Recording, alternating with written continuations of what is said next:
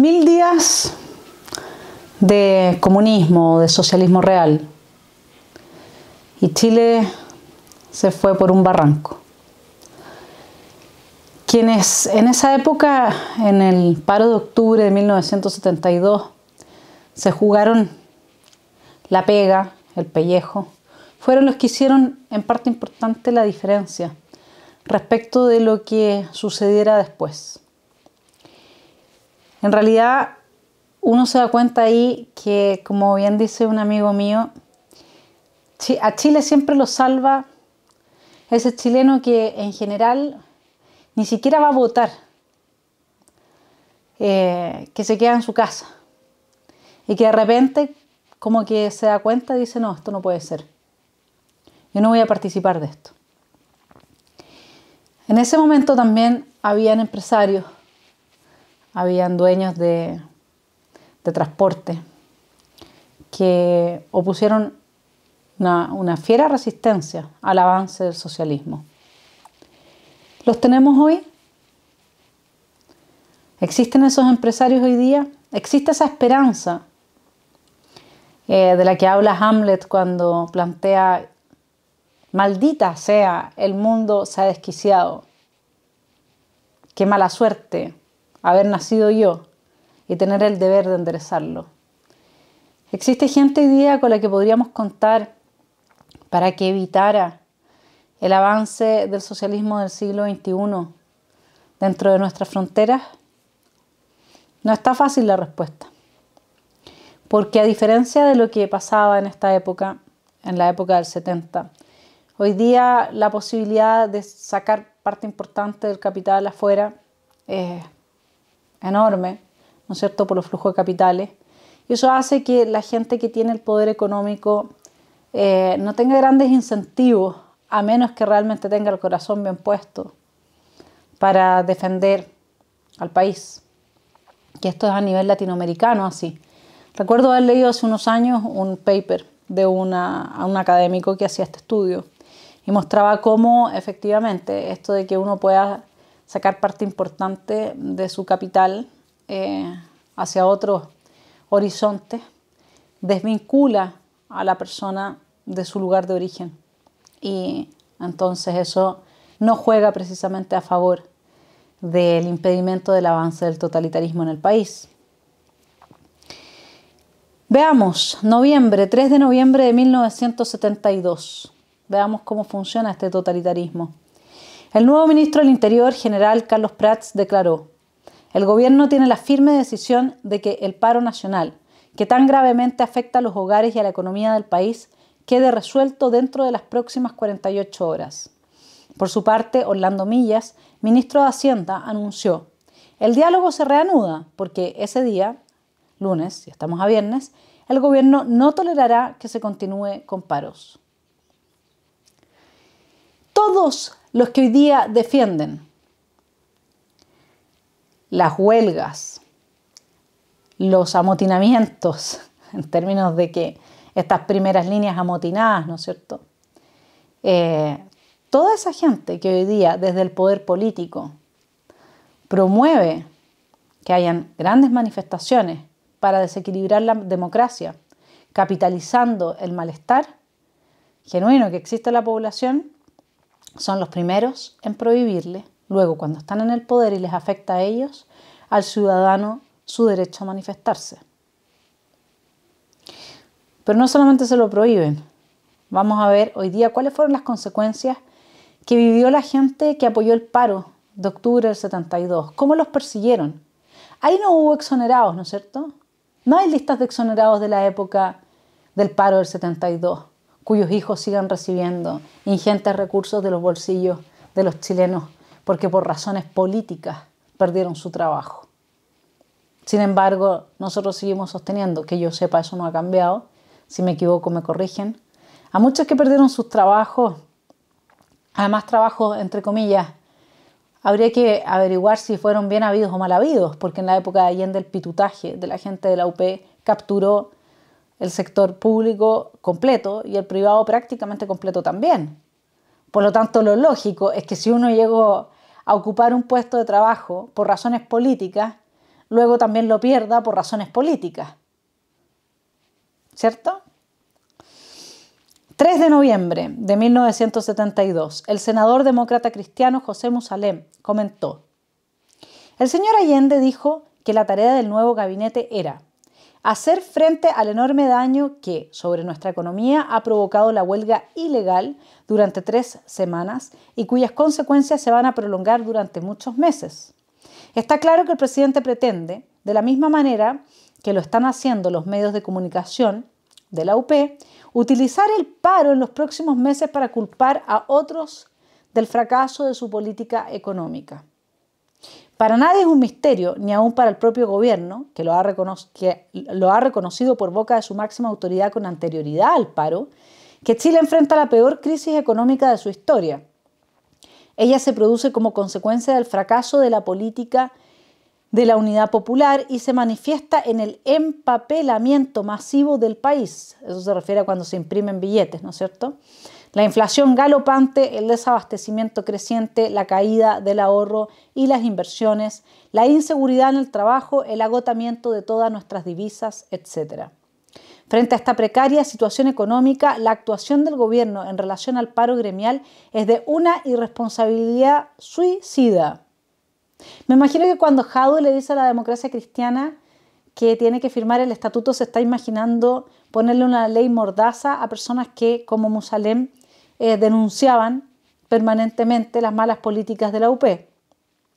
Por una parte, sigue Musalem, dilata artificialmente la solución al conflicto, afirma que el paro es un fracaso. Por la otra, acusa a quienes participan de la protesta de causar graves daños a la economía del país y trata de endosarle la culpabilidad por el fracaso de la política económica de los últimos 2 años. El paro que ha sostenido la mayoría del país en estas últimas 3 semanas no es más que un accidente dentro de la catástrofe en aumento en que han sumido al país. La política económica no ha fracasado a raíz del paro. El 99,8% de la inflación oficial y el desabastecimiento creciente se producen antes del paro. Bueno, y esto es típico, ¿no es cierto? La doble moral, el doble discurso.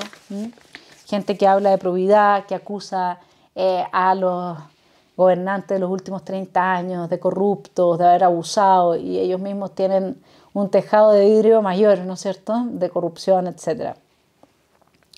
Bueno, 5 de noviembre de 1972. Suspendemos el paro por el interés supremo de Chile, anunció el dirigente León Vilarín a los transportistas. Todos le creímos porque la entrevista, ese mismo 5 de noviembre, fue de una cordialidad muy humana. El presidente nos habló en un tono que abrió nuestras esperanzas. Incluso con una mano en el pecho nos dijo que la radioagricultura saldría en 48 horas y que estaba a la espera del dictamen de la Contraloría, el cual todos prometimos respetar. Sin embargo, hubo un dictamen, han pasado casi 10 semanas y nada de lo que nos dijo se ha hecho realidad, declararon los trabajadores de la emisora de Los Ángeles, paralizada ilegalmente por el gobierno. Les recuerdo nuevamente, hoy día en Venezuela no queda ni un medio de comunicación de prensa libre.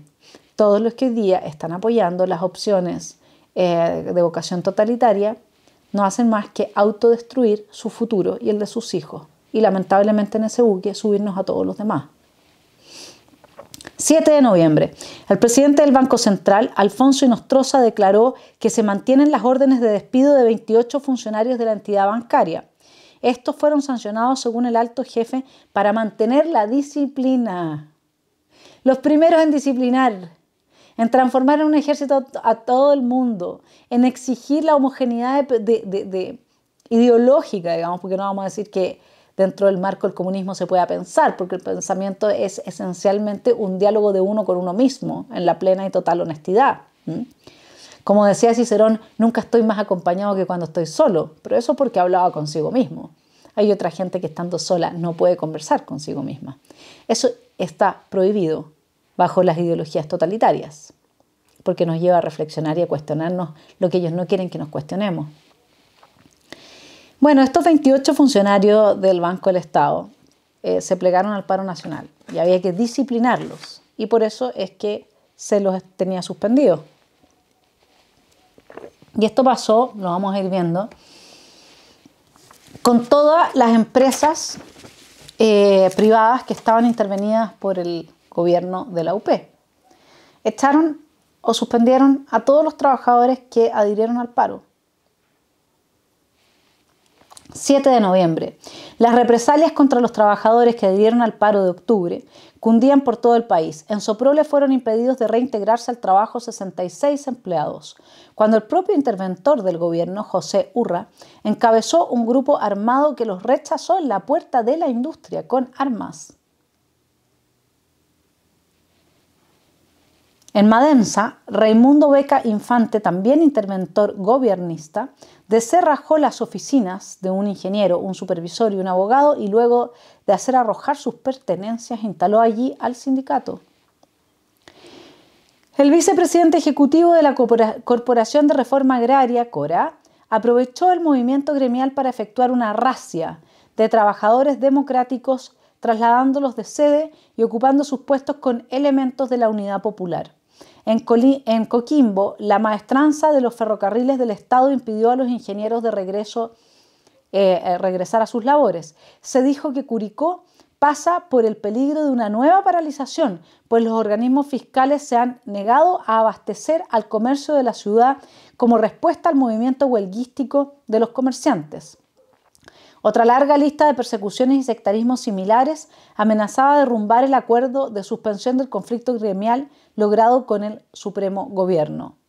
Ese mismo 7 de noviembre, los industriales panaderos se encontraban en la disyuntiva de ofrecer al consumidor un pan que, abre la cita, tanto en el color de la miga como en la calidad del producto provocará protestas, o dejar de amasar y de vender en domingos y festivos.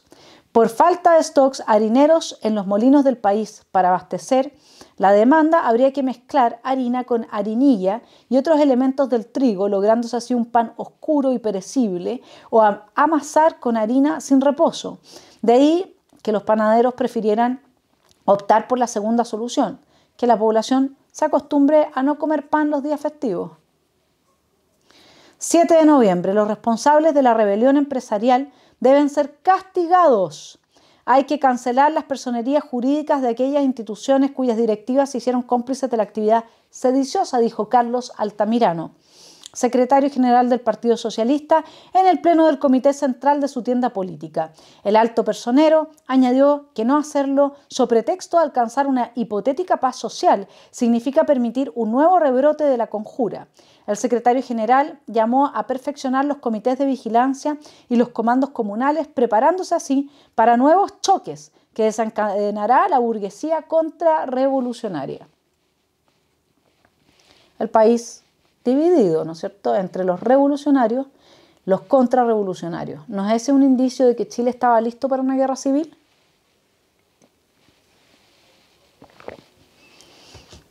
...8 de noviembre, la Contraloría General de la República devolvió a la Dirección de Industria y Comercio, DIRINCO, sin tramitar una resolución que pretendía legalizar la requisición de la industria FENSA, medida que hasta la fecha ha ocasionado pérdidas por más de 70 millones de escudos y que sigue dejando una pérdida diaria de 1,5 millones de escudos por mala administración de los interventores. Uno de ellos, José Ibarra, fue declarado 2 veces reo por su actuación desastrosa e ilegal. 9 de noviembre, por fin el diario La Mañana de Talca pudo salir a circulación dirigido por su legítimo dueño, luego de soportar 9 meses de intervención.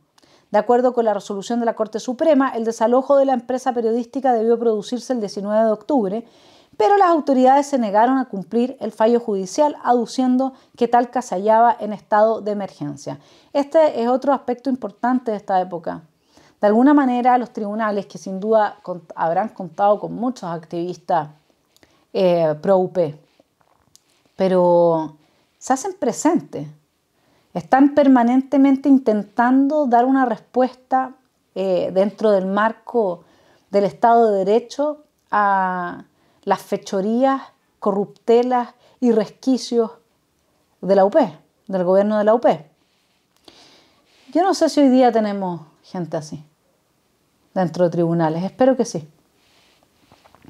9 de noviembre, el Consejo Ejecutivo del Banco Central, formado por el presidente Alfonso Inostroza, el vicepresidente Hugo Facio y el gerente Jaime Barrios, rechazaron definitivamente la política de no represalias anunciada por el ministro del Interior General Prats, manteniendo inamovibles los despidos de 28 funcionarios y el traslado de 20 por el delito de adherir al paro gremial. El problema del Banco Central amenaza desatar un paro nacional y originar otro conflicto de imprevisible magnitud. 10 de noviembre, el dirigente transportista León Vilarín denunció que a lo largo del país 70 sindicatos de dueños de camiones sufren represalias por haber adherido al paro nacional. Y acá tenemos nuestra esperanza, una esperanza que yo todavía no he perdido. Quizás no van a ser esta vez los grandes empresarios los que ayuden a detener el avance del socialismo del siglo XXI. Quizás porque muchos de ellos piensen que la Agenda 2030, esa declaración de muy buenas intenciones en el formato del oxímoron, que al mismo tiempo promueve políticas que destruyen las economías de los países en la medida en que las planifican y asfixian la libertad. Esos empresarios que hoy día podrían estar haciendo un tremendo trabajo al abrir desde su poder los espacios para que otras voces puedan hacer interpretaciones de lo que está pasando en Chile, para quebrar el discurso hegemónico. Nadie está hablando de silenciar a nadie, pero es necesario quitar el mute de los que están silenciados, y para eso se necesitan recursos, se necesita ocupar la esfera pública, se necesita hacer un trabajo como el que hizo en esta época un empresariado quizás muy distinto de muchos de hoy, de al menos los que con o sin inocencia están promoviendo el socialismo del siglo XXI en Chile. Pero hay de los otros empresarios, yo lo sé, que son la gran mayoría, sobre el 90%, ¿no? De los empresarios en Chile son pymes. Así es que vuelvo con la esperanza de mi amigo que dice, es la gente, esa gente que hoy día no se pronuncia, esa gente que tiene sentido común, ese chileno que tiene el corazón bien puesto, que ama a su familia, que le gusta ir a trabajar, que no espera que el gobierno le dé nada, sabe que es pan para hoy y hambre para mañana, como pasó acá, el que se va a levantar y va a evitar que Chile caiga. Ojalá que él tenga razón. Veamos cómo eran los empresarios de esa época, a ver si alguno de los telepensantes se inspira y puede transmitir este mensaje. 10 de noviembre, Fernando Recio, presidente del Frente Cívico Gremial de Valparaíso, refiriéndose al paro de octubre, dijo en una manifestación de trabajadores en Quillota: en el mundo no hay vías propicias hacia el marxismo, como alguien lo dijo, con empanada y vino tinto. Este movimiento, el paro, demuestra que sí hay una vía chilena para salir del marxismo en una batalla que recién comienza. Esto nos exige preparación, organización y reflexión. No solo para liberar a Chile del marxismo, sino para reconstruir el país cuando el marxismo haya terminado. León Vilarín en esa misma oportunidad explicó que aún subsiste el saldo de la revancha de la cosa barata, de la miseria que se quiere llevar a miles de chilenos que salieron a protestar. Lo único que pedimos es que no quede nadie desocupado y que nadie pierda su pan. Ese mismo 10 de noviembre, el senador Aniceto Rodríguez, al referirse a uno de los temas fundamentales que abordará su colectividad política, el Partido Socialista, durante el pleno extraordinario próximo a celebrarse, declaró: la tarea de cumplir con el programa de la Unidad Popular corresponde por igual, por un periodo transitorio a lo menos, tanto a las fuerzas políticas de la UP como a las Fuerzas Armadas, que son el pueblo vestido de uniforme. ¿Cómo no va a generar un movimiento telúrico interno leer a Jadwe diciendo que él No le va a pedir, como lo hizo la derecha, a las Fuerzas Armadas que intervengan cuando los chilenos no hayamos sido capaces de resolver nuestros conflictos. Fue Allende el que transformó a los militares en ministros. Fue Allende el que politizó a las Fuerzas Armadas. Fueron los partidos de la UP los que consideraron a este pueblo vestido de uniforme como parte de la maquinaria revolucionaria y, ¡oh sorpresa!, se equivocaron. Porque las Fuerzas Armadas no estuvieron dispuestas a dejar morir de hambre a sus compatriotas. Esa es la verdad. No sé si hoy día contamos con esas Fuerzas Armadas. Tampoco lo sé. Se ha hecho un buen trabajo para quitarle las fuerzas y dejarlas solamente armadas. Noviembre 12. En cualquier caso debemos estar preparados para lo peor. Alerta a la militancia, aceitada de la organización para actuar desde posiciones de fuerza y no solo con declaraciones públicas o discursos, acordó el informe de la Comisión Política del Partido Socialista. O sea, ya no es la palabra el medio a través del cual se actúa. Es la violencia. Se alargan los cuchillos.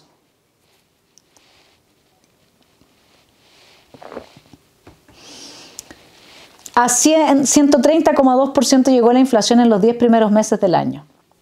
Es la más alta tasa inflacionaria registrada en la historia del país. 13 de noviembre reaparecieron en Chile los antiguos polvos dentales, considerados obsoletos desde que en el mundo se generalizó el uso de los dentríficos.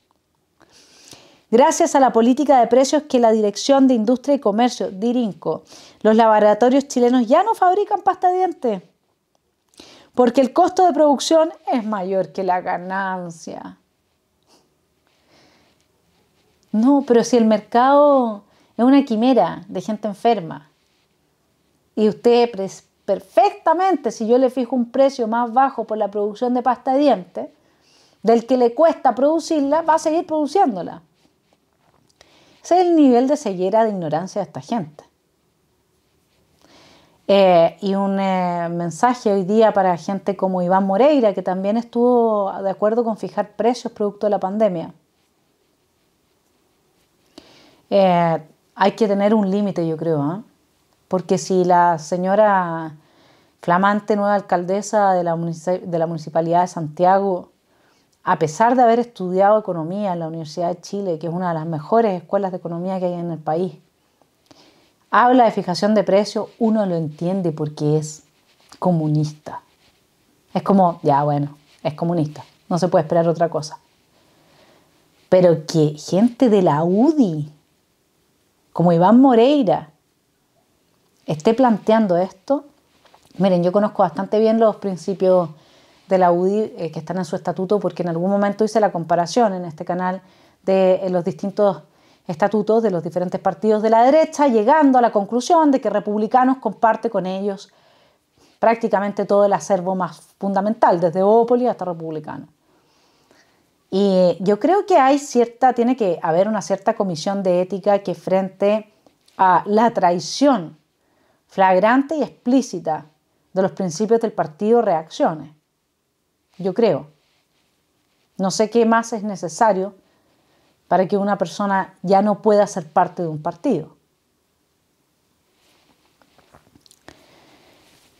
Así es que, bueno, estábamos con el tema de los dentríficos, que ahora usted va a hacer un polvo para lavarse los dientes. Solo se ha reajustado el precio de una marca, la cual no logra el abastecimiento de la población. Así es que la población conoce una nueva cola, la del dentrífico. 13 de noviembre, los ingenieros de Chilectra denunciaron oficialmente al ministro del Interior, Carlos Prats, que a pesar del tiempo transcurrido, abre la cita, desde que usted dispuso las medidas necesarias para traer la normalidad al país, aún se presentan ciertas dificultades gremiales que están creando una crisis tecnológica de proporciones y de consecuencias insospechables. La carta enviada al secretario de Estado termina con una contundente acusación. La gerencia general está causando inconsciente o conscientemente a través de los comités de la Unidad Popular la destrucción de la jerarquía funcional, lo que quiere Atria hacer con el ejército. El no reconocimiento de la capacidad a todo nivel y finalmente la negación a la tecnología científica, razón y esencia misma de Chilectra.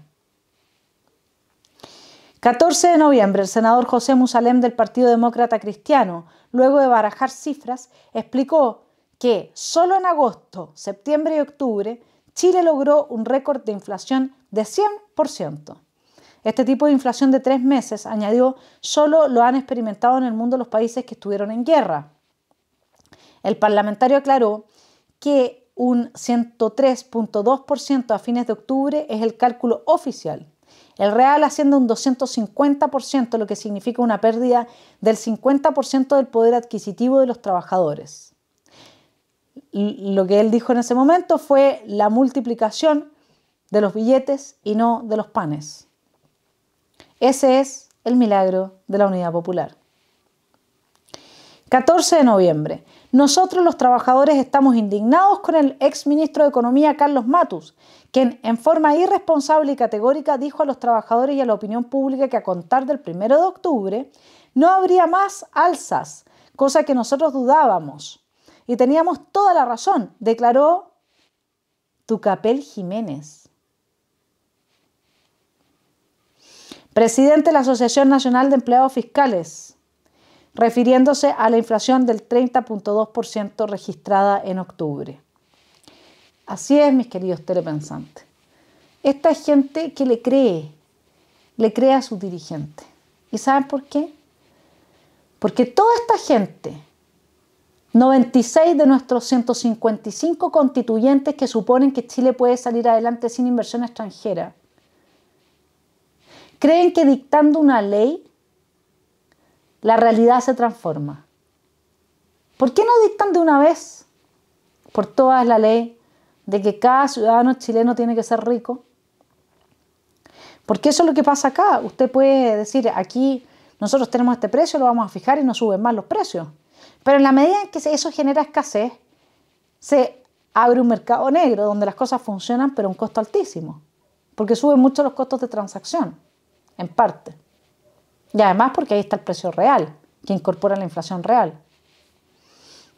Y después dicen que los anarcocapitalistas hablan puras leceras cuando plantean la existencia de un anarquismo en que cada uno tiene derecho a su propiedad, donde la libertad se entiende como la ausencia de coacción.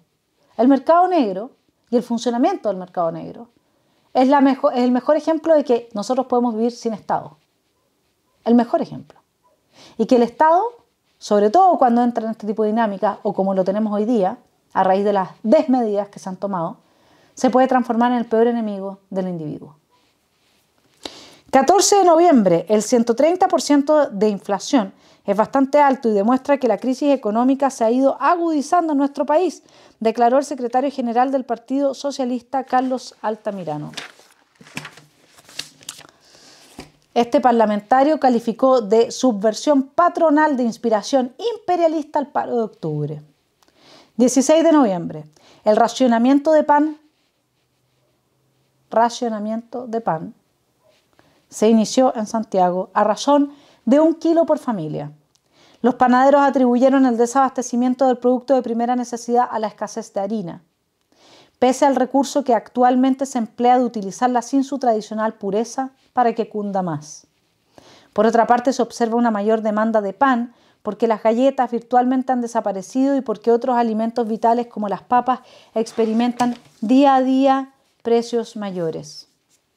19 de noviembre. Defenderemos que se organice la distribución de consumos básicos de carácter familiar para ciertos rubros mediante el establecimiento de una tarjeta de abastecimiento y consumo, enfatizó Luis Mayra, diputado de la izquierda cristiana, y su correligionario Bosco Parra rubricó: es cierto que ahora se agota la etapa de los resquicios legales, pero se abre la de los comandos comunales nacidos a raíz del último enfrentamiento. Comandos comunales. ¿Cuál es el norte? ¿Hacia dónde hay que ir? ¿Cuál es el proyecto que busca gente como Atria? El siguiente: Este es el libro de Atria, se los he citado muchas veces, pero hay que recordarlo y hay que decirlo una y otra vez. Estamos analizando la catástrofe de los 1000 días de la Unidad Popular, la gente muriéndose de hambre, frente a la reacción de los ciudadanos a pie, la creación, ¿no es cierto?, de comités comunales, que son los que en definitiva, estos comandos comunales, no comités, comandos comunales, los que en definitiva se crean para oprimir por parte de la ciudadanía y de los civiles a los civiles. Guerra civil. ¿Qué es lo que están buscando a través de la nueva Constitución personas como Atria? Él lo dice. Dice, probablemente Salvador Allende fue el más explícito respecto de esta apropiación de las instituciones por el pueblo bajo la Constitución. Él sostuvo en su informe al Pleno Nacional del Partido Socialista en Algarrobo en 1972 que las instituciones no son un ente abstracto. La institucionalidad responde a la fuerza social que le da vida. Y lo que está acaeciendo ante nuestros ojos es que la fuerza del pueblo, del proletariado, de los campesinos, de los sectores medios, está desplazando de su lugar hegemónico a la burguesía monopolista y latifundista.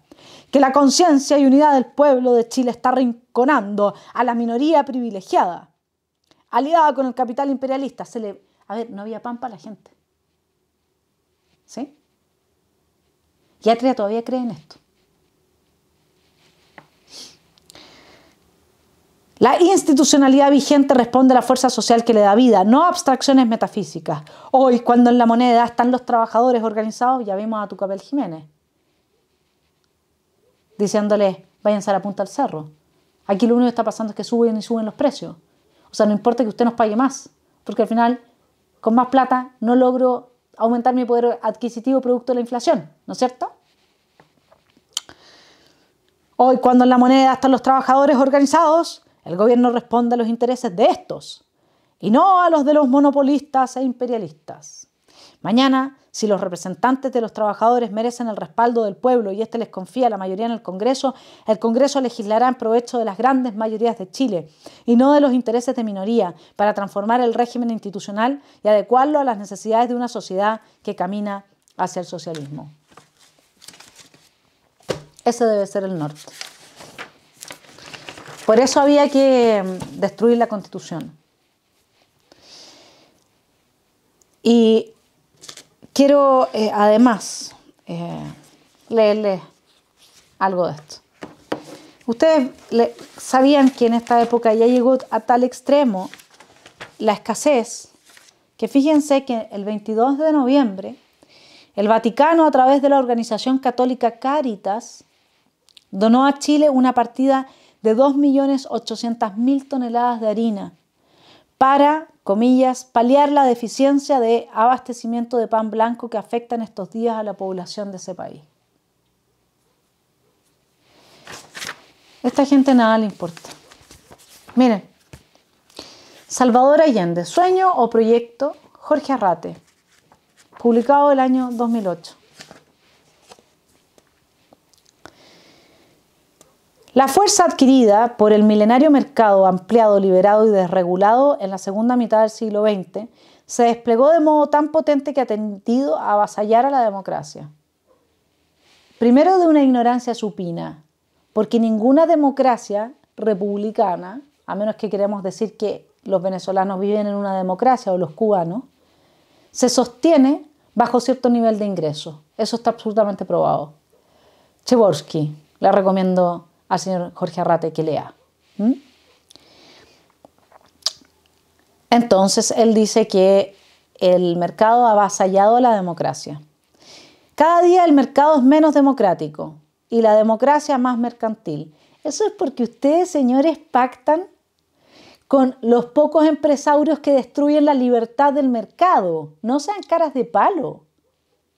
Por eso es que la política termina al servicio de esos empresarios y viceversa. Y lo que pasó durante todo el siglo XX con el sistema de sustitución de importaciones, que hizo agua en la década del 70, fue justamente eso, que el poder político, como pasa hoy día en Argentina, está absolutamente de la mano con el poder económico. Eso es. Oiga, les recuerdo que hay un yerno de un tal dictador que financió prácticamente que a todo el amplio espectro de nuestros partidos políticos. Es que está limpio de polvo y paja. Puede ser fructífero abordar la idea de un proyecto de izquierda desde esta perspectiva, complementaria y no contradictoria con los análisis sociales y económicos más tradicionales, dice Jorge Arrate. En ese marco, una piedra angular del proyecto es el predominio de la razón democrática en la dirección de los asuntos societarios. La razón democrática no existe, don Jorge Arrate. La democracia es una praxis basada en instituciones y en el diálogo. No hay una razón democrática como tal. Porque cuando usted está hablando de eso, a mí me suena a que vamos a dejar todos los criterios técnicos para el desarrollo de políticas públicas que son necesarios para realmente ayudar a la gente desde el Estado fuera. Y vamos a entrar en estas políticas universales que no atienden al que está peor, sino que a todos los dejan en una condición de igualdad en que nadie puede sobresalir de otros, porque esa es la meta. No es ayudar al que está peor, es que no haya nadie sobre cierta línea de flotación, porque alguien que está sobre esa línea puede ejercer resistencia ante el avance de las políticas totalitarias que privilegian a esta gente. La opción allendista de elegir la democracia como el terreno a batirse sigue siendo válida hoy día y lo es quizás más que ayer. Atria. Pero este tipo de democracia, mi querido telepensante, este tipo de democracia, el que conduce a la guerra civil, esa es la democracia que ellos quieren, porque ese antagonismo extremado es lo que produce el quiebre de las superestructuras y por lo tanto el espacio para que entren grupos movilizados de vocación totalitaria, intelectuales orgánicos en términos de Gramsci, que la gente nunca hubiese elegido por sí misma. Y acá en Chile, los grandes aliados de la revolución que se está llevando a cabo y que puede terminar con cientos de miles de muertos son los medios de prensa tradicionales, salvo excepciones. Ojo con eso. Sin embargo, no puede restringirse solo al ejercicio electoral o a la relación desde y entre los partidos. Hay que dotar a la lucha democrática de una dimensión tan amplia como la sociedad misma, configurando un impulso democratizador en los distintos espacios de la vida colectiva. Todos estos movimientos sociales que generaron la crisis del 18 de octubre, junto con la punta de lanza que mandó el señor Maduro acá a operar y actuar, porque eso ya hoy día pocas personas lo pueden poner en duda. El mismo Maduro lo dijo, digamos, o sea, cuando vemos a la señora Oliva de mano de Maduro, por favor, ¿no? Y además, ahora que tenemos a Sharp y a Cariola en este Instituto Ideal, que lo promueve Enrique Correa, amigo de Maduro, ¿no es cierto?, y que está operando en Chile. ¿Cómo es posible que no exista absolutamente ningún marco en el que esta gente se le analicen sus cuentas bancarias? Si son trabajadores de la esfera pública, se deben al ciudadano. Que se analicen sus cuentas bancarias. Esas son las cuentas bancarias que no deberán de estar sometidas a ningún tipo de secreto.